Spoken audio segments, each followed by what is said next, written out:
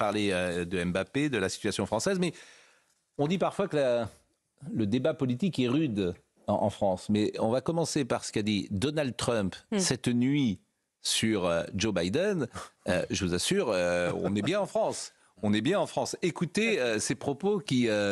peut-être, parce qu'on dit toujours que ça arrive 10 ans ou 15 ans plus tard, écoutez le débat politique tel qu'il se dit, tel qu'il est mis en place aux États-Unis. Comment m'en suis-je sorti lors du débat de l'autre soir? Super. Regardez ce vieux tas de merde cassé.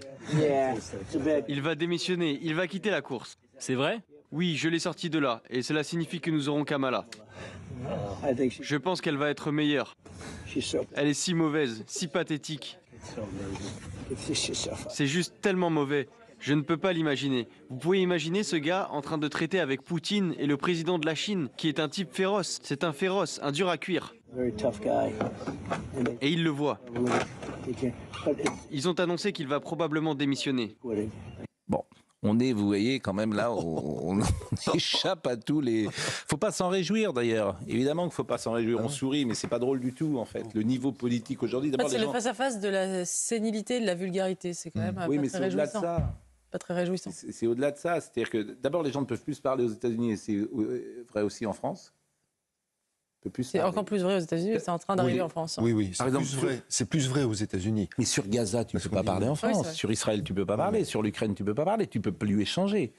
C'est impossible de parler avec quelqu'un qui, sur Gaza ou sur Israël, a une position différente de l'un ou de l'autre. Tu n'as pas de terrain d'entente. Ce que je dis, c'est que c'est vrai qu'aux États-Unis, maintenant, c'est vraiment la nouveauté. Parce qu'on vantait l'aspect multiculturel aux États-Unis. Oui, là, il y a vraiment deux blocs qui sont frontales face à face. Il n'y a pas de milieu. Il y a plus de milieu. Oui, mais ce qui m'intéresse, c'est que ça arrive en France. C'est-à-dire que les familles qui ne pouvaient plus se parler, moi je connais des gens qui me disent je ne parle plus avec ma famille, je ne parle plus de politique plus exactement. Les positions sont irréconciliables. Et on pourrait comparer avec ce qui se passe au Royaume-Uni avec la démocratie britannique qui pour le coup ne fonctionne pas trop mal, puisqu'on a une alternance entre droite de gouvernement et gauche de gouvernement, avec un débat qui se tient plutôt bien, où il y a un vrai débat démocratique, y compris sur des sujets qui sont en France confisqués par exemple. Ils ont eu tout un débat sur les réseaux sociaux, alors que nous, c'est à Bruxelles que ça se décide. Donc je trouve que dans ce contexte, la vitalité de la démocratie britannique, moi, m'impressionne et je trouve que c'est à souligner. C'est une démocratie parlementaire. Oui, avec un tour. Il y a peut-être aussi quelque chose. Il y a peut-être aussi quelque chose au Royaume-Uni qui unit et qui est. Il y a un roi, Georges. Voilà, c'est ça. Pardon. Il y a un roi. Eh oui. Mais vous n'allez pas maintenant remettre quand même vous n'allez pas remettre la Constitution. Vous n'allez pas. Moi, j'aime bien les monarchies républicaines. Moi, d'accord. Voilà. Très bien. Ah oui, j'aime bien. Moi, je pense que la Cinquième République est en train de se casser. L'Espagne. Vous n'avez pas marqué le coming out, c'est formidable quand même. Non, j'ai toujours été monarchiste. Monarchiste républicain. Très bien, bienvenue au club. Je rappelle que notre ami Georges Fenech est parfois difficile à suivre et que nous soulignons combien parfois ils sont. Alors au départ ils étaient deux, je me demande s'ils ne sont pas trois. Les frères Fenech, si vous voulez, je me demande. Bon, Frédéric Michaud. On va parler d'Mbappé dans une seconde, mais la carte des désistements, on la voit depuis ce matin. Bon. Moi, j'ai envie de dire, c'est la vie démocratique, le désistement. Quand j'entends magouille, tout ça, j'entends magouille des partis. Bien sûr, magouillage et tripatouillage, mais les Français, s'ils ne veulent pas de ça, vous dites qu'il y a 40 sièges en moins pour le Rassemblement national. Mais c'est de la faute des électeurs, c'est pas de la faute des... Les partis, ils tripatouillent. Mais les électeurs, ils ont le dernier, ils ont le bulletin quand même au bout de l'isoloir. Oui, vous avez raison, mais on voit bien d'abord que les Français nous disent très clairement que ce sont des manœuvres politiciennes destinées à les priver de s'exprimer librement. Et bien justement, donc ils peuvent se dire le contraire. Ils peuvent dire le contraire. C'est ça que je ne comprends pas dans votre raisonnement. Si, parce que la stratégie, c'est une stratégie des appareils politiques qui vise à réduire l'offre électorale et donc à contraindre l'électeur à un choix qui n'était pas celui auquel celui qu'il avait décidé à l'issue du premier tour. Donc là, il y a quelque chose qui est parfaitement légal. La légitimité, elle est plus contestable. Mais après, vous avez raison, ce sont les électeurs qui ont le, Je trouve ça qui au ont le contraire dernier très mot. bien, moi, cette clarification. Pour Mais le c'est pas coup. une clarification parce qu'on ne peut pas dire d'un côté, comme le président de la République l'a dit, je redonne la parole aux Français pour qu'ils décident et en même temps dire à l'ensemble du champ politique de faire barrage contre une partie des Français. Je trouve qu'il y a quelque chose de complètement paradoxal et de C'est le schizophrénique. débat démocratique. C'est pas un débat politique. démocratique Non. de considérer qu'il y a une force politique qui aujourd'hui en France doit être traitée différemment des autres. Je dis pas qu'il faut Et les électeurs l'encourager. peuvent dire non. Et C'est pour ça non, que mais ils sont, c'est à eux de dire non. ils Au sont contraire, quand ça même, peut les mobiliser. Peut-être que ça sera contre-productif. Ça Peut-être. Ça oui, peut être ça peut. contre-productif. Mais je pense qu'un électeur macroniste, par exemple, qui est contraint au deuxième tour de voter soit RN, soit LFI, il trouve qu'on lui a enlevé une partie de sa liberté démocratique. Oui. Alors que la proportionnelle permet au contraire de pouvoir voter pour le parti de son choix à un tour. Et ensuite, les partis, comme en Allemagne ou en Italie, se mettent d'accord au grand jour Oui, mais- sur une coalition de gouvernement, mais après avoir chacun pris des voix à la proportionnelle, clairement. Là, l'électeur de gauche, par exemple, qui doit choisir aujourd'hui entre un macroniste et un RN, il est très embêté aussi. Il y a beaucoup de gens qui ont des cas de conscience au deuxième tour, parce qu'on leur a enlevé le parti de leur J'ai choix. l'impression que vous parlez de vous, là. Non, Mais même regardez, Pascal. c'est pas son Bah, choix. pour le macroniste et pour le RN, vous ne seriez pas très ennuyé, je pense, entre un macroniste et un RN. Ah non, je voterai macroniste. Oui, bien sûr. donc vous n'êtes pas l'électeur pas de le cas gauche, dans qui n'est sa pas circo, hein. votre. C'est pas le cas, attention. Oui, Il y a Non, mais- NFI-RN. Bon, en Oui, tout cas, juste, oui. parce que, par exemple, il y a aussi d'autres cas. D'ailleurs, si vous me permettez, j'ai vu cette veste quelque part. Je C'est me la demande Gondolier si Mania. j'ai l'impression, cher Eugénie Bastier, que cette veste, je l'ai vue quelque part sur une autre Attendez, personne. mais j'ai la même depuis longtemps. Oui, Et j'ai lu dans Libération hier que la veste de Marine Tondelier était un symbole d'espoir. Oui. Donc j'ai voulu la mettre pour vous redonner un peu Mais espoir. j'ai vraiment Pascal. l'impression que c'est la même. en Et pour, plus. pour Non, elle est mettre plus une claire. lueur d'espoir dans Celle ce de monde. Marine Tondelier. Tondelier qui serait Premier ministre, parce que c'est la nouvelle égérie des médias, elle était d'ailleurs Elle sur peut, CNews hier, et elle serait, mais cette coalition, elle ne verra jamais le jour. Non, mais juste vous un le mot savez sur, comme moi. sur les, parlez sur de les la meilleure dilemmes amie de d'entre-deux tours. Médine Parce que La meilleure amie de Médine. Ah oui, la meilleure amie de Médine. Ouais. Bon. C'est- sur Mais les personne ne lui pose la question. Personne. Sur les, Ah, ça- là, ça, c'est ça, ardoise c'est- magique. Elle aime Voilà, les là, rappeurs. Elle aime beaucoup les rappeurs. ouais. Bon. Sur les dilemmes d'entre-deux tours, par exemple, Oui. moi c'est le cas dans ma circonscription, quand vous avez quelqu'un qui vient de la majorité ensemble face à quelqu'un du NFP, comment vous faites quand vous êtes un électeur de droite, sachant que les deux s'accordent au niveau national et Voilà. projettent de faire Absolument. une coalition ensemble? Pourquoi vous iriez voter pour quelqu'un du centre, puisque ce centre projette de faire une coalition avec la gauche et l'extrême gauche? C'est compliqué. Bon, vous avez un pronostic tous les uns les autres Marine Tondelier, Premier ministre. Bon, c'est votre pronostic, Jean. que j'ai Vous mis avez la un veste. pronostic ou pas? Vous n'êtes pas obligé de le donner d'ailleurs. Est-ce que- Moi, ce que Bon, merci. mon pronostic, Merci Georges. mon pronostic, c'est qu'il va y avoir, j'ai bien peur, un blocage institutionnel. D'accord. Donc vous pensez qu'il n'y aura pas de majorité absolue. Ouais. Vous avez un pronostic, Monsieur Michaud, vous pensez que... On a une projection. Une projection. Donc vous restez sur... Mais alors la projection, il faudrait 577 micros. C'est ce qui est fait dans notre modèle. Donc vous êtes allé voir les 577. Oui, absolument. Faut les Nous tenons compte D'accord. évidemment du rapport de force dans chacune Ouais. des configurations de l'offre électorale dans chacune des circonscriptions. Moi j'ai entendu qu'à 0,5 points de différence, il y a 60 députés. Alors, de... ça c'est vrai, vous avez raison. Hein. Il faut le rappeler d'ailleurs, hein, cette projection, elle a été réalisée sur la base des sondages qui ont été réalisés mercredi et jeudi, il y a encore plusieurs jours avant l'élection, et on sait très bien que les électeurs se déterminent dans la dernière ligne droite d'une part, et que dans beaucoup de circonscriptions, le rapport de force est très serré, et ça peut faire basculer Frédéric dans un Michaud. sens ou dans un autre 10 ou 20 circonscriptions. Bon, Frédéric Michaud, on parle d'Mbappé. Dernier mot. Un mot, dans la mesure où le Rassemblement national n'est plus sûr du tout d'avoir la majorité absolue, je pense que ça peut libérer des voix en faveur du Rassemblement national, parce qu'il fait moins peur du coup. Et je pense que dans les deux Oui, derniers enfin jours... ça c'est des constructions, oui. On peut parler de l'œuf et de la poule pendant 2 heures jusqu'à demain matin, mais bon. On ne sait pas ce qui se passe dans la tête des gens. Il se passe encore des choses. On est vendredi, d'ici dimanche, il va se passer des choses. Bon, Mbappé, parce que Mbappé, je disais, je pense qu'il y a beaucoup de gens qui sont agacés par Mbappé, et ce qui est étonnant, c'est que, alors, personne ne dit rien, personne n'ose rien dire. Ministre de Sport ne dit rien. Fédération, je comprends, Philippe Diallo, c'est très compliqué. C'est un des joueurs les plus connus au monde, un des Français les plus connus au monde. Mais je le dis, j'ai rien. Il a le droit de donner son avis, mais l'équipe de France ne peut pas être prise en otage et simplement cracher sur les gens. On ne peut pas laisser le pays entre les mains de ces gens-là. Il y a 11 millions de gens quand même. mais alors, qui ont voté. justement, Pascal, n'a jamais fait. Oui, mais alors, si vous le permettez, Il moi je l'avait- crois, oui. sans, On voit le sujet. sans après, être on en l'avocat parle. de Mbappé, quand il dit ces gens-là, il Oui. parle des dirigeants du Front National, pas des électeurs. Ah non, non, non. Oui. Il n'insulte pas les électeurs. Il dit ces gens-là. Il y a 11 millions de gens quand même qui ont voté. Il faut être respectueux, me semble-t-il. Oui, bien sûr. Bon, je vous propose de voir le sujet d'Audrey Berthaud. Kylian Mbappé prend de nouveau position. Lors de la conférence de presse d'avant-match à Hambourg, l'attaquant de l'équipe de France a été interrogé sur le deuxième tour des législatives. Pour lui, il y a urgence à aller voter. Moi, je pense que plus que jamais, il faut aller voter. Là, il y a vraiment urgence. On peut pas laisser notre pays entre les mains de ces gens-là. C'est vraiment urgent. Je pense qu'on a vu les résultats, c'est catastrophique. Sans nommer le Rassemblement national, Kylian Mbappé blague par la suite avec un journaliste situé à son extrême gauche. Kylian, à ta gauche, vraiment l'extrême gauche. Pardon. J'espère, heureusement que vous n'étiez pas de l'autre côté. Hein. Pour les personnes interrogées, ce n'est pas le rôle de Kylian Mbappé. Oui, franchement, la vie de Kylian Mbappé, excusez-moi, mais on s'en moque un peu.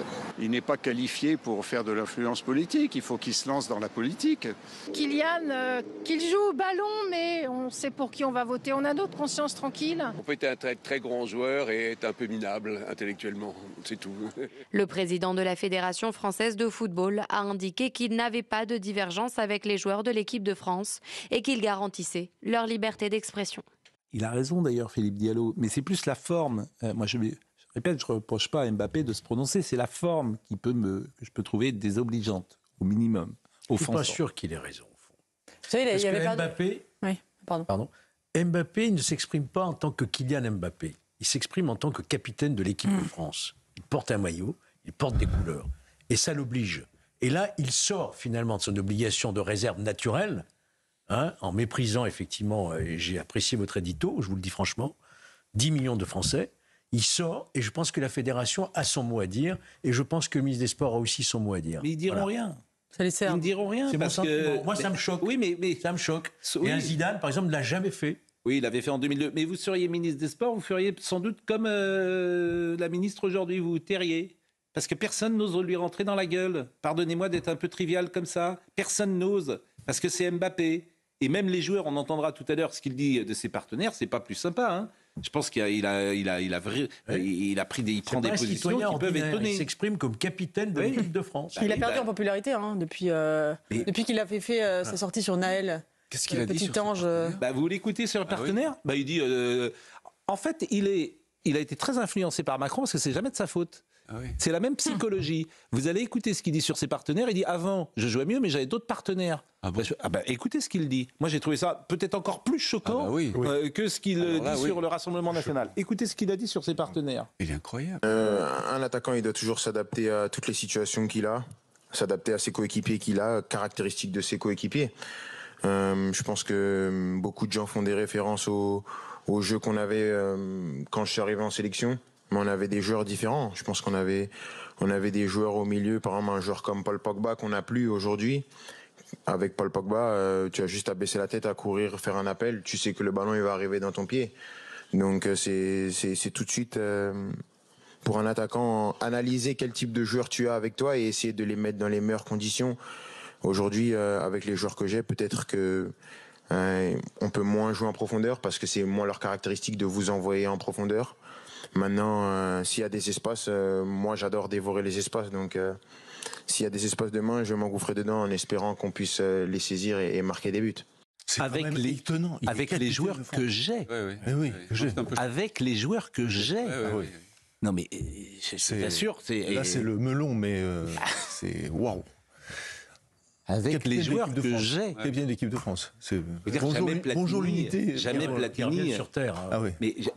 Mais parce que ils reviennent les pieds sur terre et sur le terrain d'ailleurs. Jamais Platini n'aurait dit ça publiquement. Peut-être que dans un vestiaire il faisait ce qu'il voulait. Mais enfin il arrive. En fait c'est Emmanuel Macron, c'est exactement pareil. Avec les ministres que j'ai, franchement, ils sont nuls. Lui, c'est avec les joueurs que j'ai. Écoutez, moi, je suis très bon, je suis le meilleur, mais bon, à côté, j'ai que des imbéciles. Vous ne trouvez pas que Didier Deschamps devrait réagir, là? Mais quand même, le sélectionneur. Il doit le faire. Je veux dire, Georges, vous êtes naïf. Il n'y a qu'un rapport dans la vie, c'est le rapport de force. Il n'y en a pas deux. Mais il y a un patron, c'est le sélectionneur, quand même. C'est lui qui dirige, c'est lui qui nomme. Allez vous engueuler avec Mbappé. allez-y, vous qui êtes... En plus, vous êtes très courageux, j'ai remarqué, souvent, c'est votre genre. Donc, sur ces trucs-là... Non, mais, Georges, vous avez bien compris. Vous avez bien compris que tout le monde se tait, voilà, tout le monde se tait. Mais même les journalistes, personne là... Personne n'a relevé ça. Personne ne relève. Alors, si, dans l'équipe ce matin, il y a un petit mot quand même dans l'équipe. Il y a un journaliste qui s'appelle Hugo Delorme. Il fait un papier. Vous imaginez les conséquences? Alors, on est en plein euro. Oui, bien sûr. Ses copains, ils doivent être contents. Il y en a qui se sentent visés quand même. Ils doivent être très contents. Envoyer les ballons en profondeur, c'est pas sûr. Hein. Il doit être très content. Marine Le Pen avait réagi quand même. Non, mais il doit être très content. Alors que la vérité aussi, c'est qu'Mbappé, depuis 6 mois, et peut-être depuis une année, il est moins tranchant. Oui. Il est moins chirurgical, comme dit l'autre. Et là, dans ce championnat, on le voit. Hein. Voilà, donc il est aussi moins bon. Voilà, mais évidemment, c'est pas de sa faute. Et puis, il voulait pas jouer avec Neymar, et puis il voulait pas jouer avec Messi, et puis il a tout exigé au PSG. Bon, on va voir ce qu'il fait au Real Madrid, hein, on verra. Écoutons qui? Marine Le Pen. Non, c'est pas le jeu démocratique, parce que ça consiste, de la part de ces partis, à traiter leurs électeurs comme s'ils étaient des choses qu'on déplace au bon gré de la nécessité de conserver en réalité pour ces gens-là leur place. Et les Français sont intelligents. Ils savent ce qui est bon pour le pays et ce qui est catastrophique pour le pays. Et donc moi j'en appelle à leur liberté, j'en appelle aussi à leur amour de la France. Il ne faut pas que la France se retrouve dans une situation de blocage total pendant 1 an, où l'immigration va continuer à se déverser, où l'insécurité va continuer à exploser, où les entreprises vont continuer à être en faillite, où les Français vont continuer à ne pas pouvoir mettre de l'essence dans leur voiture ou de la nourriture dans leur frigo. Je veux dire, on peut changer cela. On peut changer cela avec de la volonté politique, avec des bonnes décisions politiques. Bon, vous aurez compris que Marine Le Pen ne parlait pas exactement d'Mbappé, mais nous avons terminé le chapitre Mbappé pour glisser donc sur l'élection de dimanche. Et puis je salue Christian Olivier qui a longtemps été RTL et je dois lui rendre hommage parce que je passais mon temps à dire que Mbappé aurait 3 ballons d'or. C'est vrai que manifestement il n'est pas à la hauteur des espérances qu'on avait placées en lui à l'époque. Rien à dire sur ce que dit Marine Le Pen et c'est ce qu'on disait tout à l'heure sur magouillage et tripatouillage de la Macronie. Non, pas de la Macronie, c'est le système des désistements qui... ça s'appelle magouillage et tripatouillage de la Macronie. Pourquoi la Macronie? Parce que c'est lui qui l'a... C'est lundi dernier, non, mais le président de la République... De la Macronie, parce que... C'est Jean-Luc Mélenchon qui a commencé. Les déclarations en Macronie ont été tellement contradictoires que j'ai rencontré des électeurs macronistes qui ne savaient pas exactement où est-ce qu'ils en étaient, parce qu'ils avaient face à eux un candidat horizon et ils ne savaient pas comment ce candidat horizon se définissait lui-même par rapport à cette fameuse et fumeuse coalition. Donc oui, les premiers responsables, c'est la Macronie. Notre ami, parce qu'il a été journaliste à Louis Boyard, journaliste au service politique. Il se maintient, donc il fait élire Louis Boyard. Et c'est pas le seul dans ce cas-là en plus, Élodie Huchard. Oui, il y a effectivement des stratégies. Alors, soit il y a le désistement, soit la stratégie de maintien pour faire élire la gauche. Et vous disiez, effectivement, la stratégie en Macronie n'a pas été claire. Est-ce qu'elle l'est un peu plus aujourd'hui? Si vous écoutez Gabriel Attal ou si vous écoutez Gérald Darmanin, vous n'avez pas la même consigne de vote. C'est-à-dire qu'ils n'ont pas du tout réussi à s'accorder depuis dimanche, malgré le nombre de réunions qui ont eu lieu à l'Élysée autour du chef de l'État. C'est pour ça que la décision au dernier moment va être extrêmement importante. Vous avez raison. Voilà. Non, mais c'est vrai. Voilà une phrase essentielle. Pourquoi? Si, parce que c'est pas toujours le cas. C'est pas toujours le cas. Mais parfois le rejet, on voit déjà le rejet. Écoutez, là, ça va pas être le cas. Là, ce qui est intéressant, c'est que si le Rassemblement national arrive à avoir la majorité absolue, avec toutes les forces médiatiques du pays qui se sont mis en marche depuis lundi, toutes. C'est-à-dire qu'il n'y a pas, les télévisions, les culturels, le sportif, les comiques. C'est-à-dire que tout ça, c'est ligué, entre guillemets, contre le Rassemblement national. Ce que je dis est factuel, nous sommes d'accord. Donc, ça sera terrible pour cette élite-là. Ça sera vraiment l'élite contre le peuple. L'élite médiatique contre le peuple. S'il gagne, ce sera le Waterloo des élites, c'est certain. Oui, mais je vous assure, le Waterloo des élites, ils traverseront le désert au pas de course. Mais ça n'arrivera pas. C'est des traversées du désert très rapides, généralement. Mais ça n'arrivera pas. Et puis, effectivement... Qu'est-ce qui n'arrivera pas? Moi, je pense que le RN n'aura pas la majorité absolue. C'est ce que vous dites. Mais Notre ami Jacques Serret. Alors, je vais remercier Monsieur Michaud, bien sûr. Vous allez être là tout le week-end, bien sûr, pour les équipes Exactement. de CNews. Là, il n'y a plus de sondage, il n'y a plus rien. Là, c'est fini. Là, on n'a plus le droit de publier à partir de ce soir minuit. Et donc maintenant, ce seront les estimations et la projection à 20h dimanche. Bon, et à partir de 18h, généralement, on commence à savoir des choses. Oui, à partir de 18h45, 19h.